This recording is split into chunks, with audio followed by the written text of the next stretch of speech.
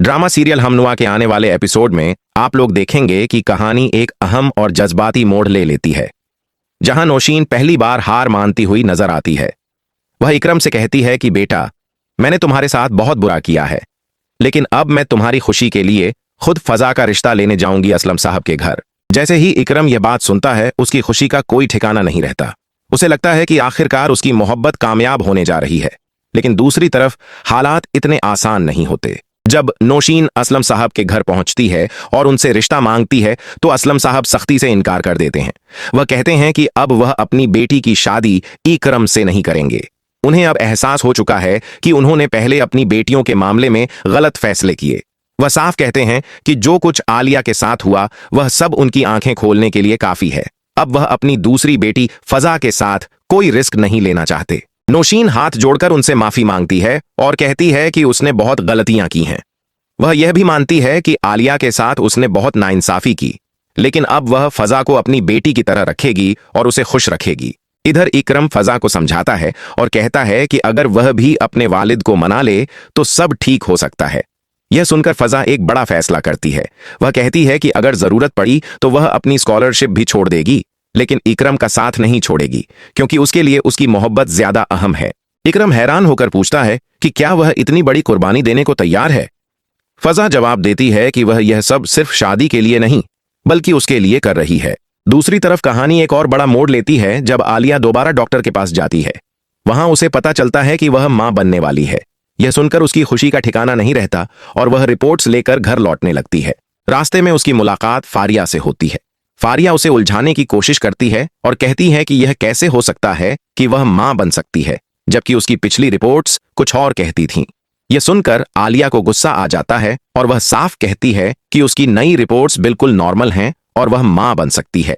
यह सुनकर फारिया के होश उड़ जाते हैं। जैसे ही आलिया वहां से निकलती है, फारिया उस पर जानलेवा हमला करने की कोशिश करती है और दिल में यही चाहती है कि आलिया और उसका बच्चा दोनों खत्म हो जाएं ताकि वह वासे को हासिल कर सके।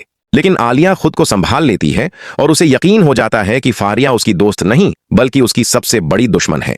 घर पहुंचने के बाद आलिया बार बार उसी वाकये के बारे में सोचती रहती है और उसे शक होने लगता है कि कहीं फारिया का वासे के साथ कोई पुराना रिश्ता तो नहीं है। जब वासे घर आता है तो आलिया उसका मोबाइल चेक करती है और उसमें फारिया की तस्वीरें देख लेती है। गुस्से में वह वासे से सवाल करती है कि उसने यह सब उससे क्यों छुपाया। वासे बताता है कि फारिया उसकी एक्स थी। यह सुनकर आलिया टूट जाती है। वह बिना कुछ बताए अपना सामान पैक करती है और मायके चली जाती है। वह यह तक नहीं बताती कि वह वासे के बच्चे की मां बनने वाली है। गलतफहमियां इतनी बढ़ जाती हैं कि वासे भी उसे मनाने नहीं जाता। वह कहता है कि आलिया खुद अपनी मर्जी से गई है और जब तक वह खुद वापस नहीं आएगी, वह उसे लेने नहीं जाएगा। दूसरी तरफ इकरम और फजा का रिश्ता आगे बढ़ रहा होता है, जबकि आलिया और वासे के दरमियान दूरियां बढ़ती जा रही होती हैं।